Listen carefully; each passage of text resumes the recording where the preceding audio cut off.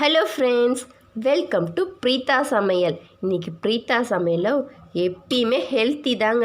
இன்றைக்கி ஹெல்த்தியான இன்னொரு டிஷ் தாங்க பார்க்க போகிறோம். அது என்னன்னா உளுத்தங்கஞ்சி. ஆமாங்க, உளுத்தங்கஞ்சி பார்க்க போகிறோம். இது வந்து பாரம்பரிய உணவில் நம்ம எடுத்துக்கிட்டே இருக்கணுங்க. அது ரொம்ப ஹெல்த்தி. அதனால் நம்ம அது என்றைக்கும் நம்ம மறக்கக்கூடாது. அதில் ஒன்று தாங்க இந்த உளுத்தங்கஞ்சும். இதற்கு தேவையான பொருட்கள் என்னென்னு பார்க்கலாமா?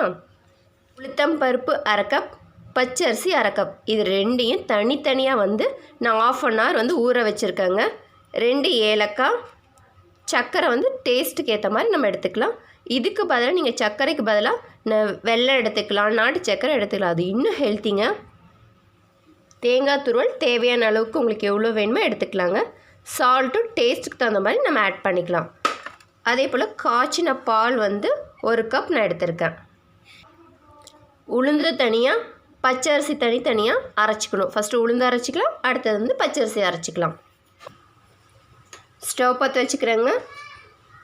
அதில் ஒரு பாத்திரம் வச்சுட்டு அரைச்சதை ஊற்ற போகிறோம். பாருங்கள், அரிசியை நான் அரைச்சிட்டு வந்துட்டேன். இதையும் ஊற்றிக்கலாம். கொஞ்சம் தண்ணி ஆட் பண்ணிக்கலாம். இப்போ உளுந்து அரைச்சது இதுலேயே ஆட் பண்ணிக்கலாம். நல்லா நைஸாக ரெண்டையுமே அரைச்சிருக்கோங்க. தேவையான அளவுக்கு தண்ணி நல்லா ஆட் பண்ணிக்கலாங்க.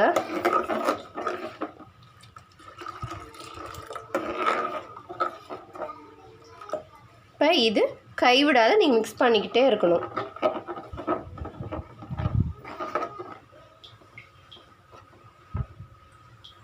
ஸ்டவ் சிம்லேயே வச்சுட்டு கிளறிட்டே இருங்க. அப்போ தான் அடிப்பிடிக்காத இருக்கும். சைடில் உளுத்தங்கஞ்சி ரெடி ஆகிட்டுருக்குங்க. இப்போ பாருங்கள், என்னுடைய அஞ்சரை பெட்டியில் என்னென்ன இருக்குதுன்னு பார்க்குறீங்களா? ஒரு பவுலில் நான் கடலைப்பருப்பு ஃபுல்லாக ஆட் பண்ணி வச்சுருக்கேன், கொட்டி வச்சுருக்கேன். ஒரு இதில் மஞ்சள் தூள், இன்னொரு இதில் பாருங்கள் கடுகு, உளுத்தம்பருப்பு, கடலைப்பருப்புலாம் மிக்ஸ் பண்ணி வச்சுருக்கேன்.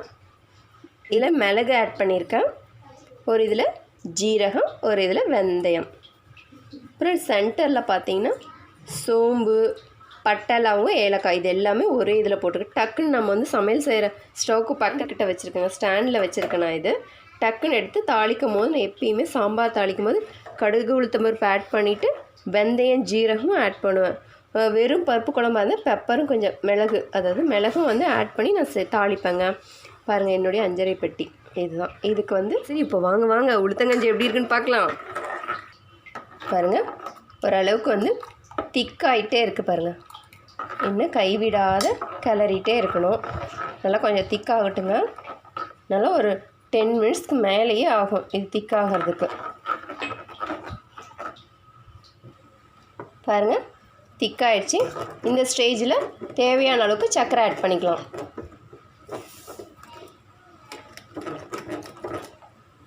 ஏலக்காய் ஆட் பண்ணிக்கலாங்க.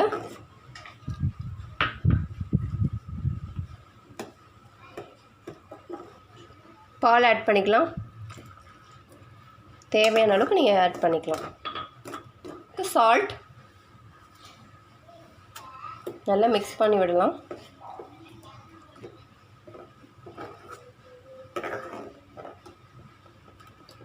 நீங்கள் இந்த டைமில் டேஸ்ட் பார்த்துக்கோங்க. சர்க்கரை, சால்ட் எல்லாம் சரியாக இருக்கான்னு டேஸ்ட் பார்த்து ஸ்டவ் ஆஃப் பண்ணிடலாம். தேங்காய் ஆட் பண்ணிக்கலாம்.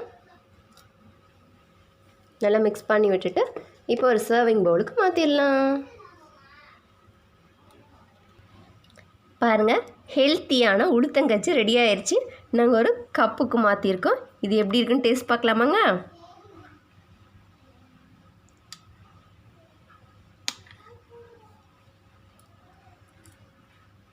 ரொம்ப சூப்பராக இருக்குங்கம்மா. ஓகேங்க, நீங்களும் செஞ்சு சாப்பிட்டு ஹெல்த்தியாக இருங்க. இந்த கஞ்சி தொடர்ந்து சாப்பிட்டு வந்தீங்கன்னா இடுப்பெலும்பில் நல்லா வலுப்படுத்தும். இடுப்பு வலி உள்ளவங்களுக்கு நல்ல பலன் கிடைக்கும். அதே போல் நெஞ்சு வலி உள்ளவங்களும் இதை தொடர்ந்து சாப்பிடுவாங்க. வாரத்தில் ஒரு நாள் சாப்பிட்டு வந்தீங்கன்னா நல்லா ஹெல்த்திங்க. இந்த வீடியோ பிடிச்சிருந்ததுன்னா பிரீத்தா சமையலுக்கு லைக் பண்ணுங்க, ஷேர் பண்ணுங்க, கமெண்ட் பண்ணுங்க, சப்ஸ்கிரைப் பண்ணுங்க, பக்கத்தில் இருக்க பெல் பட்டனையும் கிளிக் பண்ணிடுங்க. வேற ஒரு இன்ட்ரெஸ்டிங்கான வீடியோவில் உங்களை சந்திக்கிறோம். அடுத்த பாய் ஃப்ரம் பிரீத்தா சமையல். பாய். Bye.